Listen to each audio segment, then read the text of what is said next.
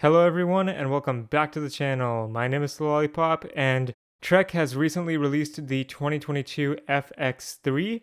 So in this video I'm going to show you all of the updates and changes to this bike from 2021 so you can figure out if you should buy the 2021 model or wait for this new bike to come out into stores.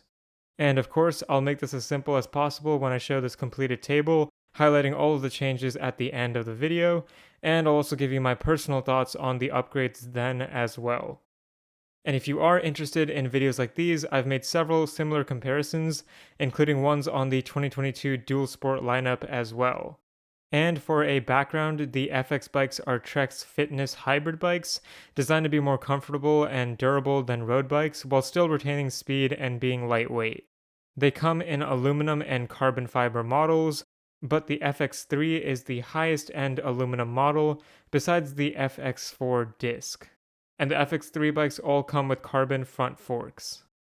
A lot of these bikes, including the FX3 for 2022, come in normal frame and stagger frame options. However, the stagger frame is only available in sizes small, medium, and large, and everything on this bike is the same as on the FX3 except for the frame, which is just easier to step over to get on and off of the bike.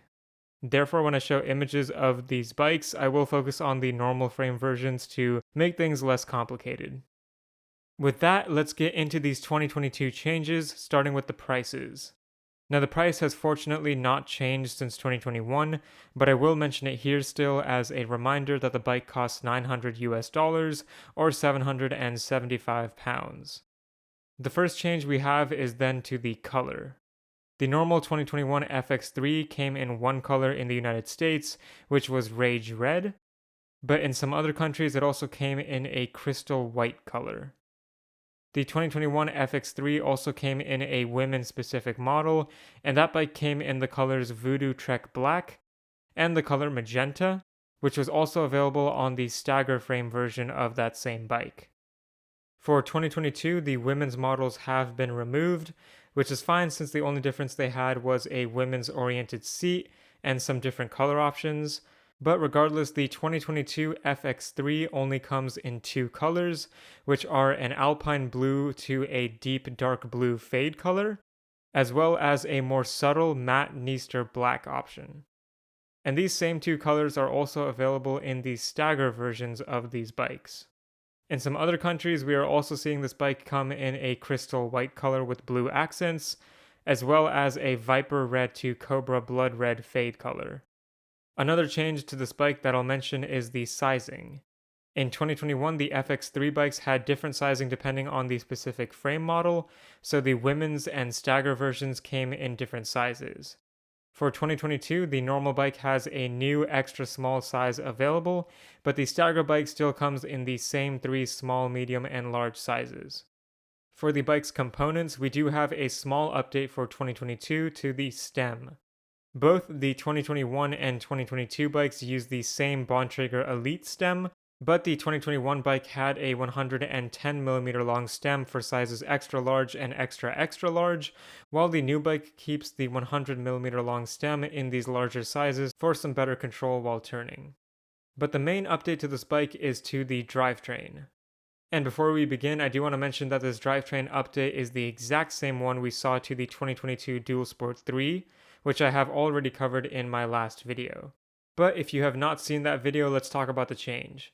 In 2021, the FX3 used a Shimano Acera and Alivio 2x9 drivetrain with 18 speeds, which means that there are 2 gears in the front and 9 in the rear. The 2022 model now uses a mainly Shimano Dior 1x10 drivetrain with only 1 gear in the front now and 10 in the rear for a total of 10 speeds. Then for the specific drivetrain parts, we can start with the shifters. The two Shimano Acera shifters for the 2021 bike worked well, but they have been replaced with one Shimano Dior shifter for the new bike, which just works better for the 1x10 drivetrain and has a more ergonomic trigger. The 2021 bike used a front derailleur, which worked well too, but the new bike removes this completely, which is nice because now there's less maintenance needed for the 2022 model. The rear derailleur was a Shimano Alivio in 2021, which is a good mid-range derailleur, but the Dior M5120 on the new bike is much better since it does have a clutch mechanism which prevents the chain from falling off of the bike, skipping gears, and making a lot of noise in general. And for these gears, the front crankset has been swapped out from the Shimano 30 to 46 tooth crankset to the Pro Wheel brand 40 tooth crankset. Then for the rear cassettes, the 2021 bike had an 11 to 36 tooth Shimano cassette, while the new bike goes to the Shimano Dior 11 to 46 tooth cassette for a much wider range. Looking at gear ratios, the 2021 bike had a slightly easier gear for pedaling uphill and harder gears for pedaling faster, but the new bike does have the benefit of only using one shifter and no front derailleur, so there are less complications and it makes the bike more durable. And changing the drivetrain does affect the weight of the FX3, as in 2021 the normal frame bike in a size medium weighed 25.88 pounds or 11.74 kilograms, but in 2022 it now weighs 25.09 pounds or 11.38 kilograms. But those are all of the updates and changes to the Trek FX3 for 2022.